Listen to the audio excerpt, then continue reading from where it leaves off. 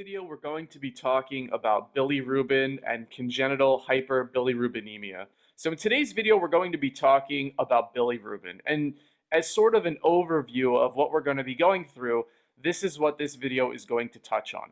So we'll start by talking about bilirubin physiology, and then we'll talk about what is the difference exactly between unconjugated and conjugated bilirubin. And we'll conclude the video by talking about the different types of diseases that I'm sure you've seen in your textbooks and in your question banks that come up when you have congenital hyperbilirubinemia. And those diseases are Gilbert syndrome, Crigler-Najjar syndrome, type 1 and type 2, Dubin-Johnson syndrome, and Roeder syndrome. But it's probably asking too much of you to simply memorize different diseases if you don't understand how bilirubin works physiologically. So where I want to start in today's video is let's break down how bilirubin works and what it does and how it moves from one area of the body to the other. Because once you understand that physiology, understanding the diseases that occur congenitally when those different aspects of normal physiology don't work becomes very simple. So let's just start by talking about bilirubin. So we're going to start with a blood vessel. And in the blood vessel, you have heme. Everybody should be familiar with what heme is before starting this lecture. And through two different enzymes, heme will ultimately be converted to bilirubin. And when heme gets converted to bilirubin, we're talking about unconjugated bilirubin.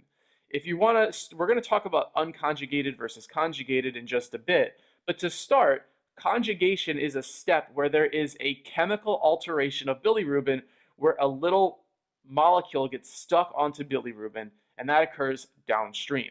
So at this point, we're just talking merely about unconjugated bilirubin. So heme will go to bilirubin through two enzymes. The first enzyme is heme oxygenase, and then the second enzyme is biliverdin reductase. So technically, although it's not pictured on this slide, there is an intermediate product between the first and second arrow, and that's biliverdin. So heme gets converted to biliverdin by heme oxygenase, and then biliverdin gets converted to bilirubin through biliverdin reductase. Now, everything that I've just mentioned, I want you to imagine as happening in the reticuloendothelial system. So everything in that gray box, including the enzymes that we just mentioned, that's all occurring in the reticuloendothelial system. So now we've got bilirubin, and at this point, it's still unconjugated, okay? It has not undergone an alteration which will occur downstream of this in the liver by attaching a molecule to it. Now, the bilirubin is going to flow through the body attached to albumin, and this is really important because if you get a question that puts a patient in some disease state where they have decreased levels of albumin, that can indirectly affect the availability of circulating unconjugated bilirubin. But at this point, again, bilirubin is just circulating bound to albumin, and ultimately that bilirubin, which is still unconjugated at this point, will make its way into the liver. Now, let me be clear. Everything that we've talked about so far, which I'm going to show you now by highlighting all the different bilirubin in blue, this is all unconjugated bilirubin because, again, just to really harp on this because it's so important, the bilirubin has not yet been modified in the liver. And it's that chemical modification that's going to occur shortly that's ultimately going to conjugate it. So at this point, we're talking merely about unconjugated bilirubin. So now the bilirubin has arrived in the liver, and now we can finally get to that step where the bilirubin will become conjugated. When you conjugate bilirubin, what you're doing is you're converting unconjugated bilirubin into bilirubin with glucuronic acid attached to it. And the enzyme that does bilirubin conjugation is UDP glucuronal transferase. Okay, so that is a very important enzyme to memorize because it conjugates unconjugated bilirubin. Now, once bilirubin is conjugated, again, the only difference is that it has glucuronic acid attached to it. And it's that chemical attachment that allows conjugated bilirubin to then move further through this cycle. So once conjugated bilirubin is conjugated, and that is to say that it has glucuronic acid, now it can be secreted into the biliary system. And once that bilirubin gets secreted into the biliary system, it will go through the biliary system and, of course, spill into the intestine.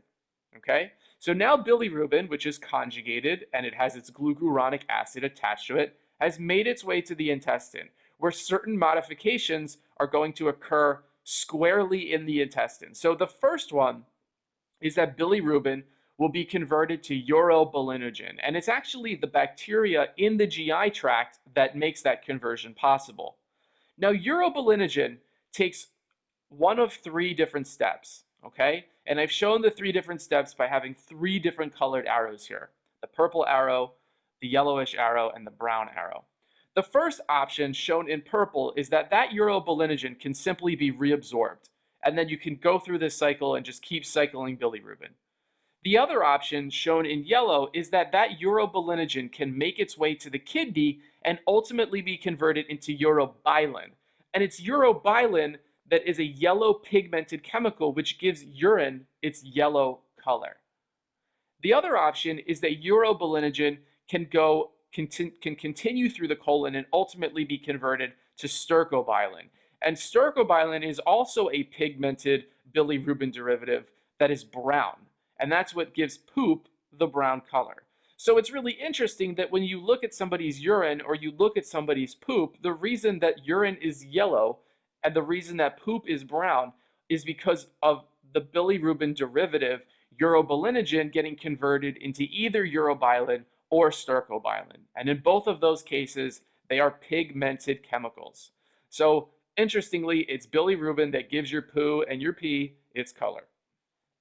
So this is everything we've talked about. And just to simplify this, I'm going to now make everything black so you can see this overview. And I want to really delineate what the difference is between the unconjugated and conjugated bilirubin. So your unconjugated steps are shown in blue and your conjugated steps are shown in red.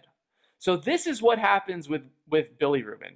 And if you understand this pathway and you're understanding how bilirubin comes from heme, flows through the blood, goes to the liver, gets conjugated, and then enters the biliary and ultimately the intestinal system, you should be able to understand where congenital hyperbilirubinemia is coming from.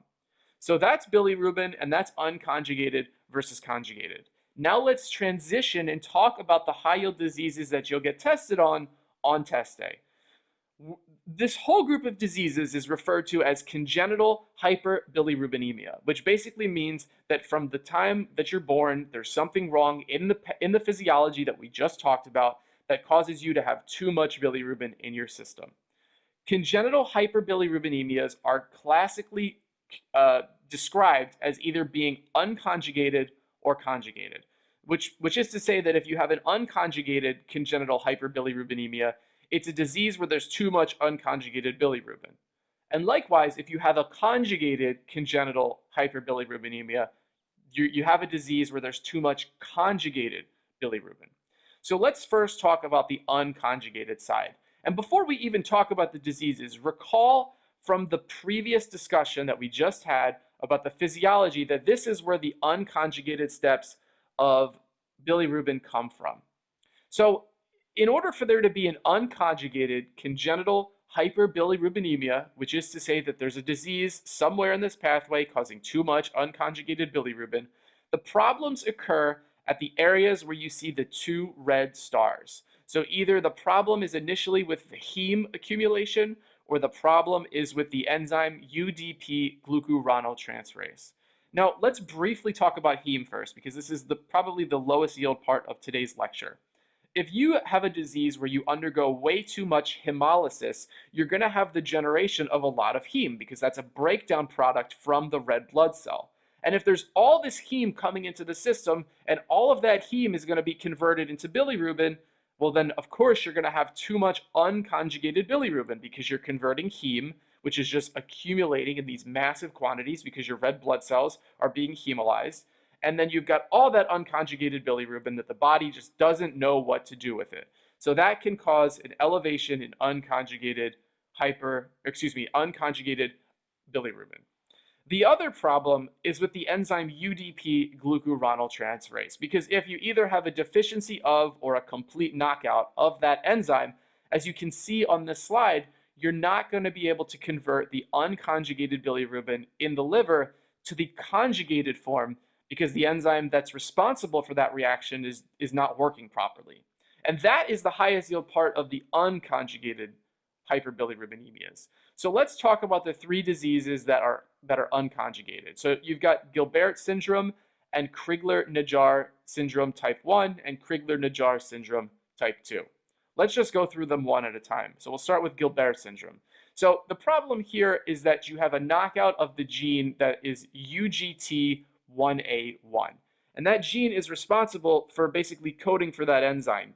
And if you have a problem with the gene that codes for the enzyme, then you have decreased or dysfunctional levels of UDP glucuronyltransferase, which means you have increased levels of unconjugated, sometimes referred to as indirect bilirubin.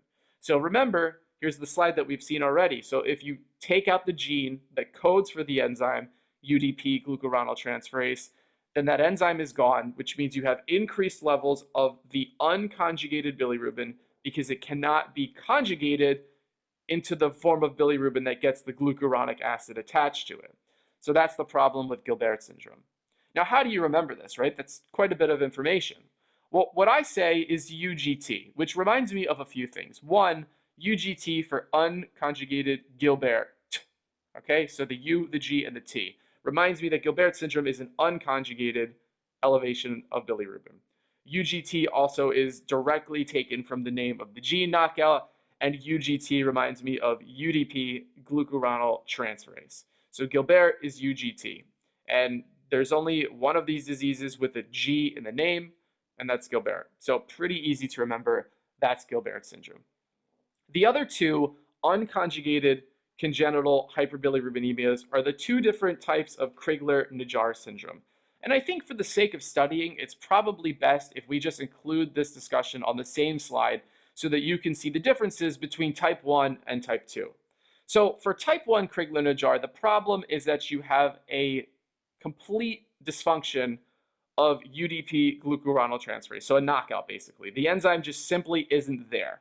So you're going to have very elevated levels of indirect or unconjugated bilirubin.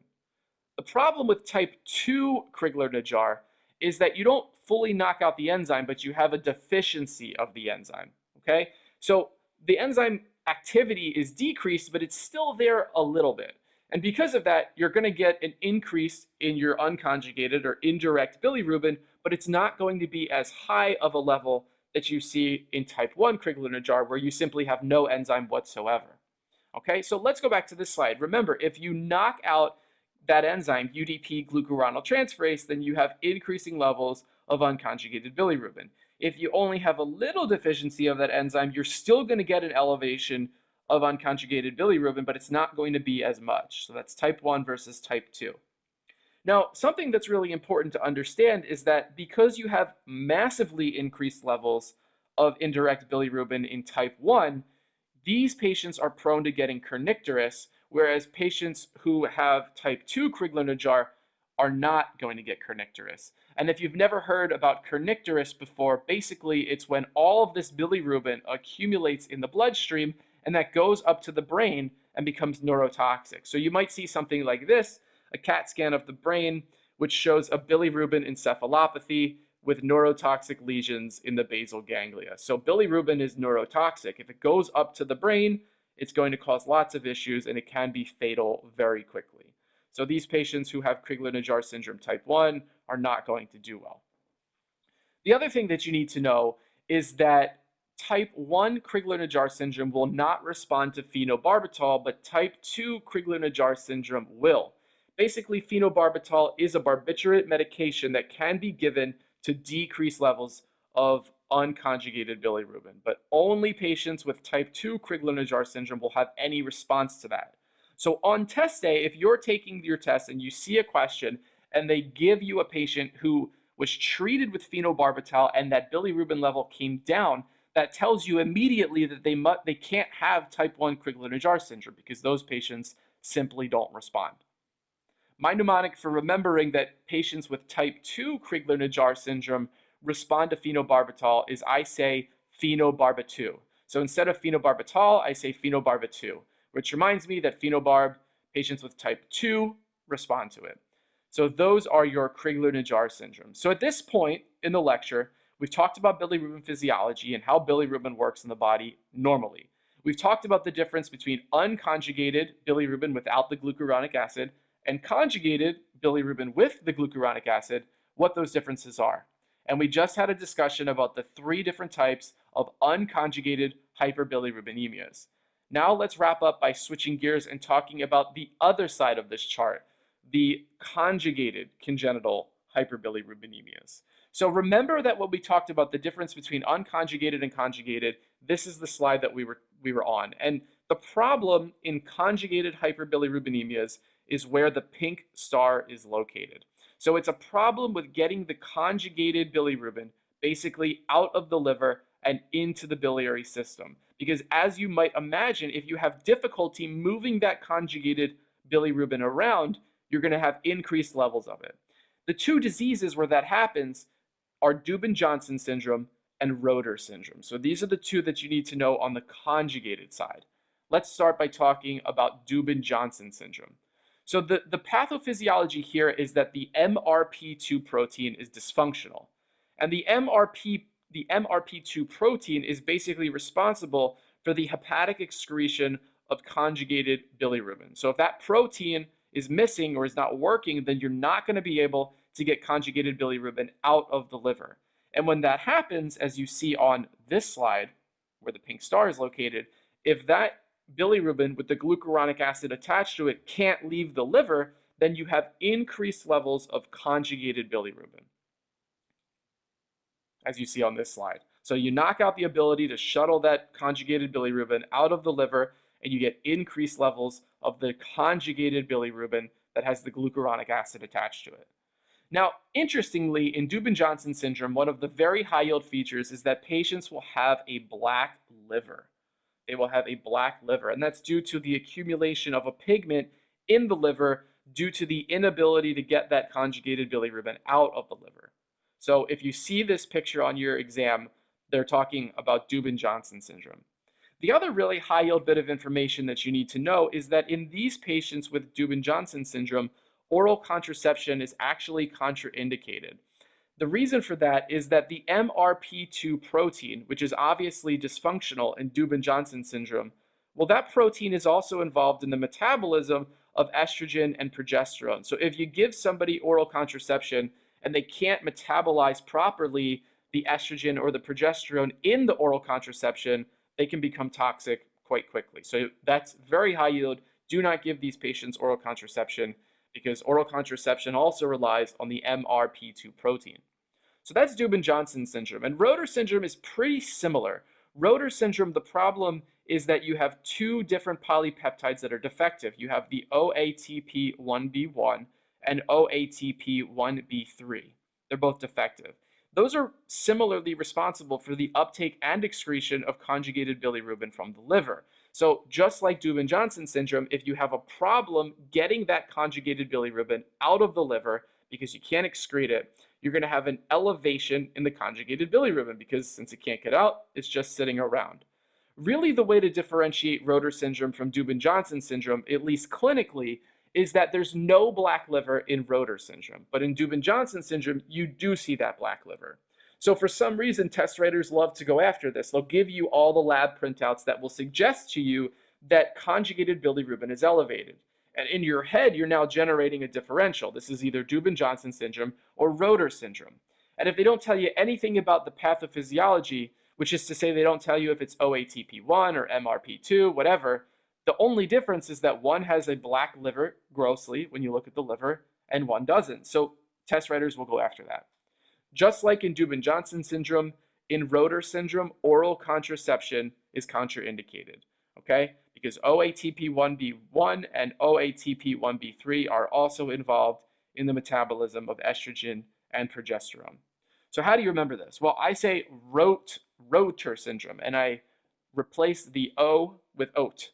Rotor syndrome. And that reminds me of OAT for OATP1B1 and OATP1B3. That's Rotor syndrome.